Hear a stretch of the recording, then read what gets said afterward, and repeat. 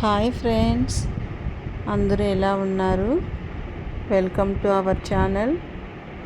ఈరోజు వీడియో వచ్చి మా పిల్లల హుండీలు కౌంట్ చేస్తున్నాము. మా పెద్ద బాబుకు అస్సలు నచ్చలేదు నేను వీడియో తీయడము. కానీ నేనేమన్నా కోపడతానని నా కోసం అట్లా వీడియోలో కనిపిస్తూ ఉన్నాడు.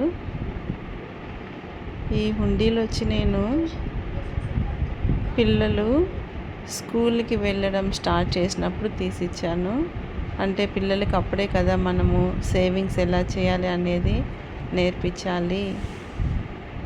పెద్ద బాబు స్కూల్కి వెళ్ళేటప్పుడు, అప్పుడు చిన్న బాబు ఇంకా 3 years గ్యాప్ కదా, వాడికి అప్పుడు ఇంకా స్కూల్ లేదు.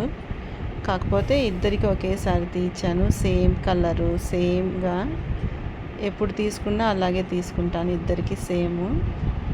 ఎందుకంటే మళ్ళీ వాళ్ళు గొడవ పడకుండా ఉండాలని.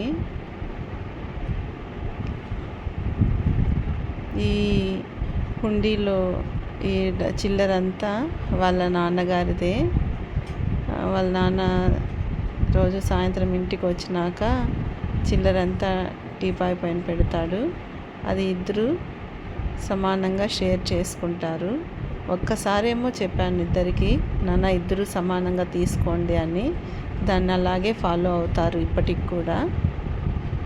పిల్లలు ఏదైనా మనల్ని చూసి నేర్చుకుంటారు కదా, మనం ఎలా ఉంటే వాళ్ళు అలాగే పెరుగుతారు.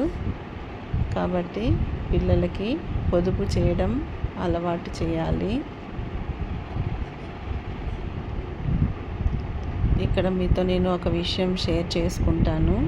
అదేమంటే, నేను చిన్నప్పుడు హాస్టల్లో ఉండేదాన్ని కదా.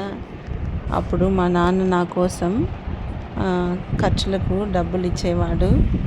అది నేను ఏమీ ఖర్చు పెట్టకుండా అలాగే దాచుకొని మళ్ళీ హాలిడేస్కి ఇంటికి వచ్చినప్పుడు ఆ డబ్బులు నేను మా నాన్నకి ఇచ్చేదాన్ని. మా నాన్న చాలా మెచ్చుకునేవాడు, చాలా హ్యాపీగా కూడా ఫీల్ అయ్యేవాడు నన్ను చూసి. నా తమ్ముళ్ళు కూడా హాస్టల్లో ఉండేవాళ్ళు కదా, వాళ్ళకి అమౌంట్ ఇచ్చింటాడు. కాకపోతే వాళ్ళు అంతా ఖర్చు పెట్టేసుకొని వస్తారు. వాళ్ళ ముందర అక్కను చూడండి, అక్కను చూసి నేర్చుకోండి అని గొప్పగా నా గురించి చెప్తాడు మా నాన్న.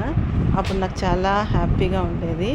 ఇంకా దాన్ని అలాగే కంటిన్యూ చేసేదాన్ని.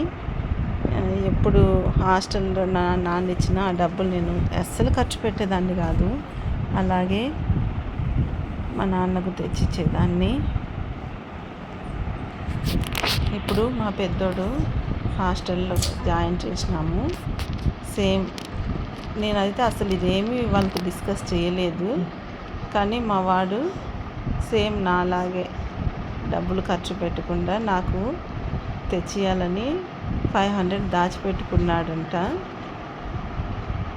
మళ్ళీ ఇంటికి వచ్చినాక, అమ్మ నీకోసం నేను 500 నేనేం తీసుకోలేదు, అలాగే దాచిపెట్టుకున్నాను అనేసని పర్సు ఓపెన్ చేశాడు. చూస్తే పర్సులో డబ్బే లేదు.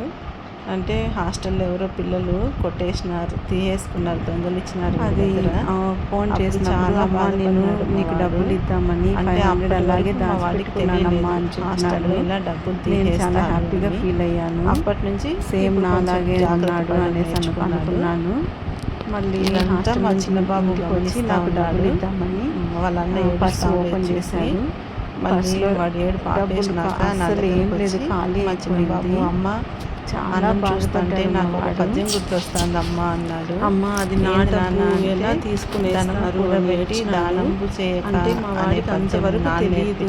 ఇట్లా హాస్టల్లో డబ్బులు తీసుకునేస్తాను అన్నలు కూడబెట్టినాడు. కానీ అది అన్న ఖర్చు పెట్టుకోలేదు, ఎవరికి జాగ్రత్త పడడం నేర్చుకున్నాడు, వాళ్ళకి ఇచ్చేసినాడు. ఇదంతా మా చిన్న బాబు నన్ను, మా పెద్ద బాబు నాకు ఒక విషయం ఇస్తా ఉన్నాడు.